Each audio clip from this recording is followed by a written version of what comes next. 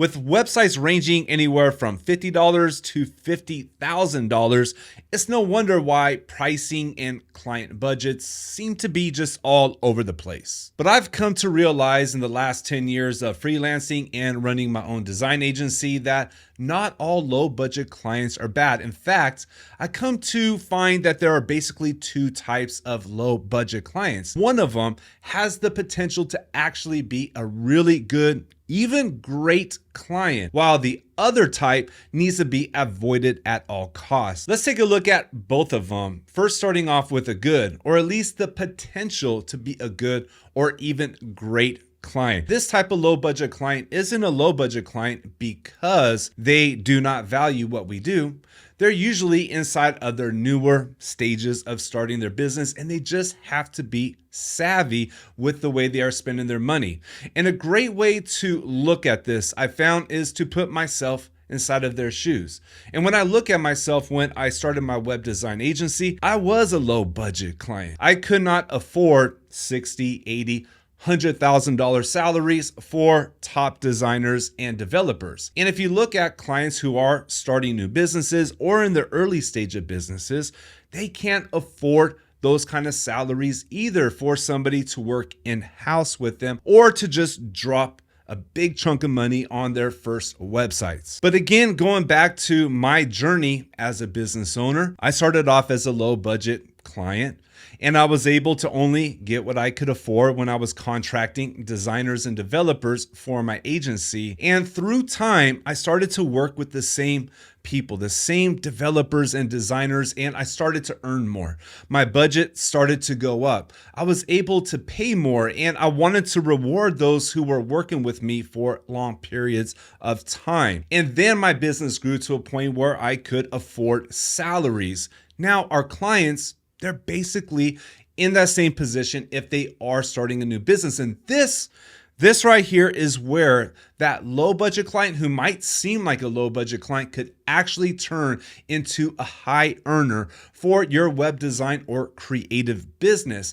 And that is with the LTV, or long-term value. It is easier to get ongoing, consistent work from long-term clients than it is to find new clients and get new projects. And this is how the LTV of your long-term clients could actually earn you a lot more than what new projects that, you're charging a lot more could actually earn from you. And it didn't happen until about the third and fourth year of running my agency and looking at those numbers and looking at how our earnings change throughout the years. It all starts with a snowball effect. It's compounding. So what is actually happening inside of your second year of freelancing, trying to run a creative business? We're usually in the feast or famine mode, where you get a new project, you get that 50% down payment, and all of a sudden it's like, I could pay my rent this month. It is just a huge feeling of relief. And then we kind of typically start to chase that feeling of relief because we need it. It's feast or famine. But speaking from experience, the longer we stay and not really look outside and plan for the next 2, 3, 4 years ahead, the longer we stay stuck in the feast or famine. And by focusing 2, 3, 4 years ahead and trying to work on building that compounding snowball effect with long-term clients, what ends up happening is 2 years goes by and you start to see some of your clients you're sticking with starts to come to you for more and more work because their business is growing and they need that ongoing work. Remember, they can't afford an in-house developer or designer. And then 3 or 4 years goes by and now you have more long-term clients.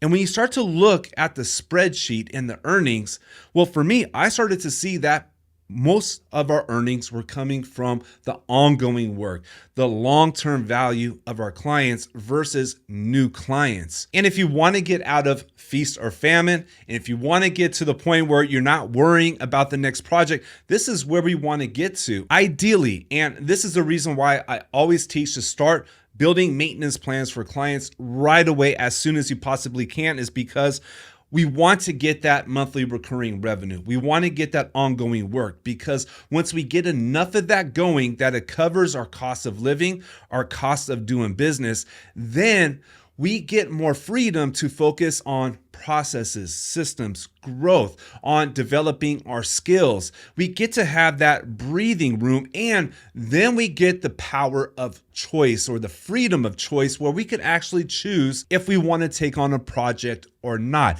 And being able to say no to a new project, even if it's going to pay a lot, but you know in your heart, this is going to hurt, this is a bad fit.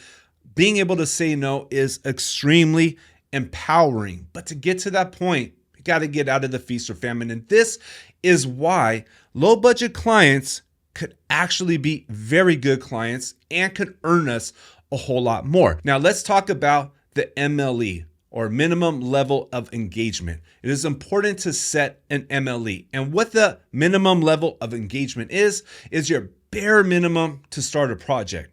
And it's always going to start off low and should consistently grow through time as your skills develop, as you're adding more value. Mine started off at around $2,000 when I was introduced to the concept of an MLE.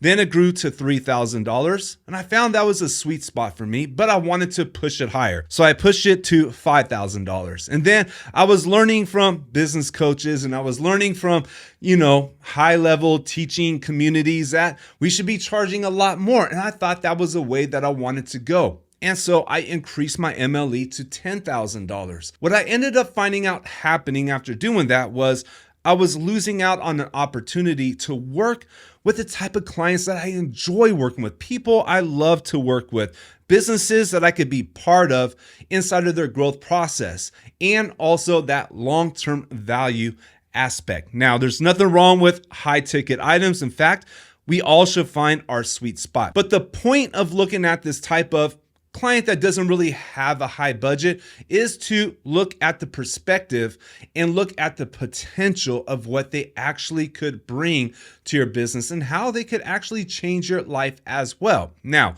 let's talk about the bad. And this is a type of low budget client to avoid at all costs. They don't value what you do. That is the bottom line. This is where this low budget client is different from the first one we were talking about. This is the tire kicker. It's not that they don't have the money, or it's not that they're just cheap. It is that they just don't value you, and they want to take as much as they can. And look, I'm going to keep it real. There are bad clients. There are also bad people out there. And I know that sounds harsh. It might seem extreme, but it is the reality. There are bad people out there that, they just want to take as much as they can. They want to use people as much as they can. They want to hire people from certain parts of the world just so they could pay pennies on the dollar and treat them like they are just cheap labor. And as you can see, I'm getting upset right now because this does upset me. These kind of people that treat people this way upset me. Okay, I'm shaking now. Let me calm down. All right, I have a general rule in life is I judge people on how they treat others. You could tell the person's character on how they treat service staff. How do they treat the barista, the person taking the order, etc. If they are kind and if they are not putting themselves above them, I consider them a good person.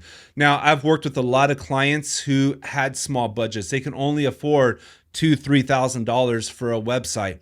They couldn't afford $5,000 to $10,000 just because, not that they didn't have the money or they couldn't find it, but because they had a limited amount of resources. They were trying to start a business out of pocket, and they had to be financially frugal. They weren't ready for that big of an investment, but it did not mean that they did not respect me or my work.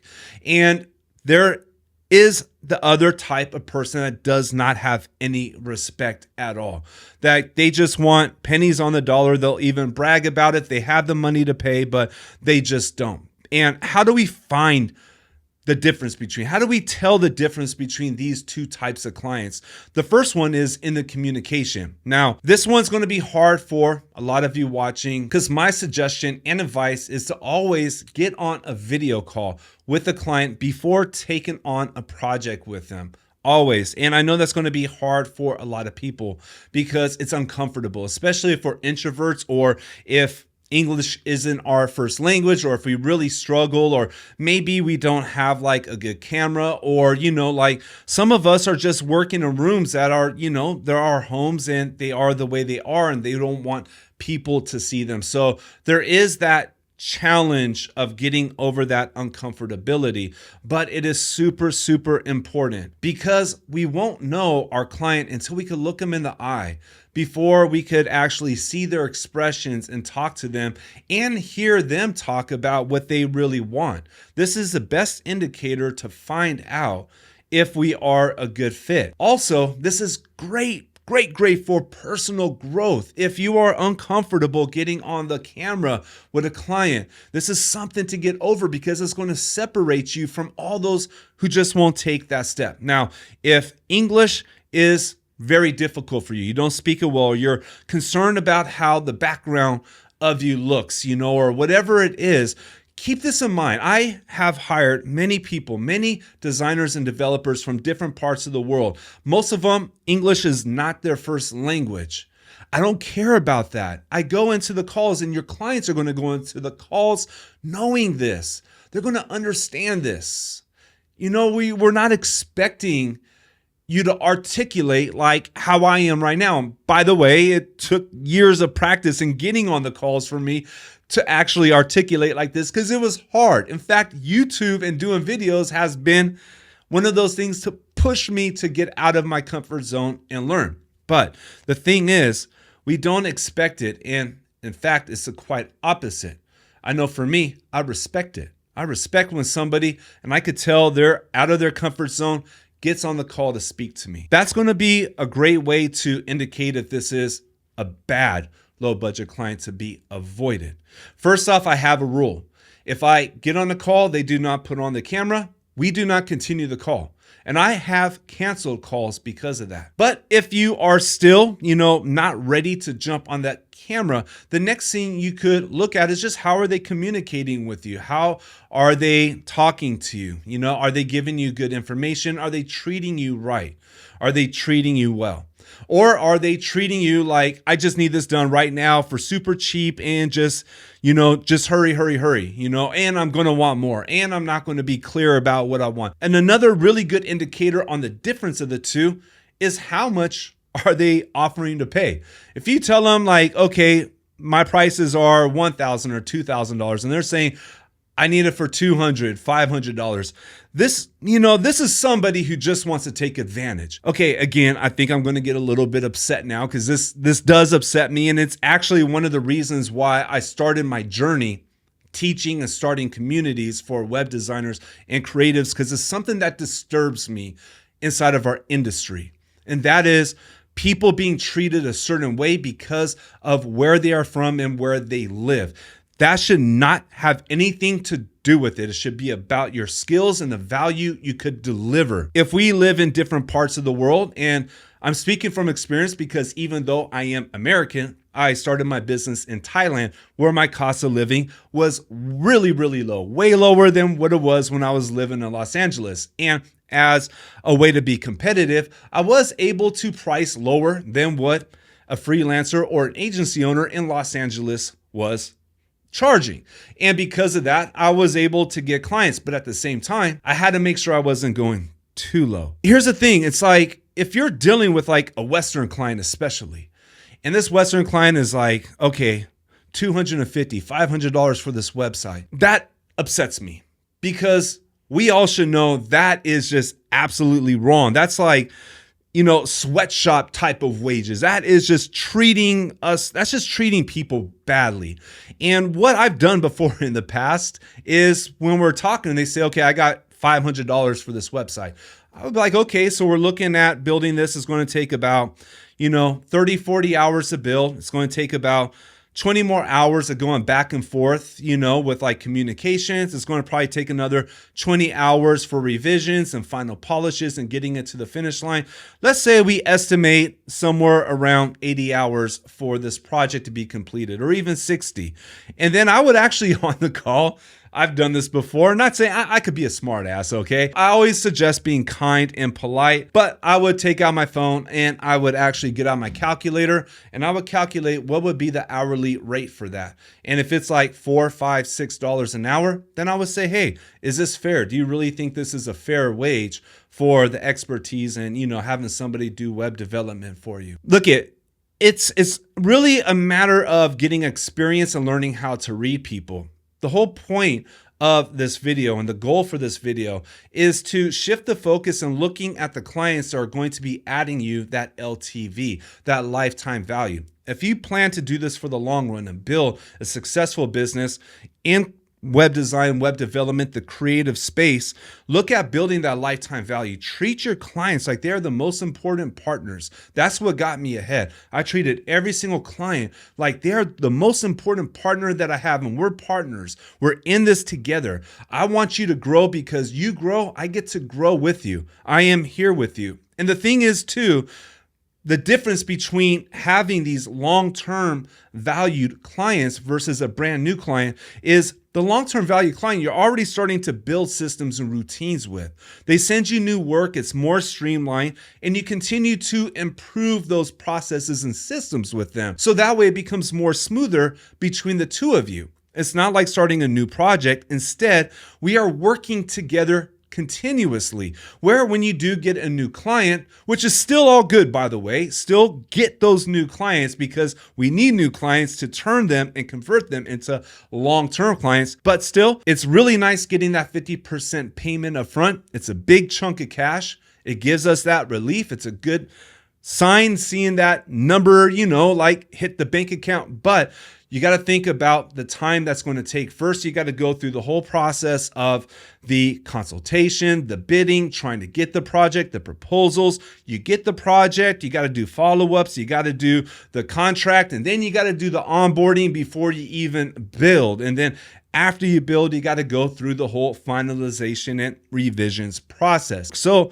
that $5,000 or $10,000 website, it is good, but that client who is paying you, a few $100s a month, well, that compounded, it starts to add up. And when you start to see the math work, you start to see big changes inside of your creative business. And this is how I went from a struggling freelancer and a failing agency owner. I failed big time my first time trying to start an agency. How I turned that into a successful business, living a life I can't believe. And I hope you gained value from this. And I hope what we are talking about today and learning and looking at is going to help you, not just with your web design business, but improving life overall in general. That's my mission. And if this is the kind of stuff that you like, then definitely check out this video over here. Thank you for watching. I'll see you in the next one.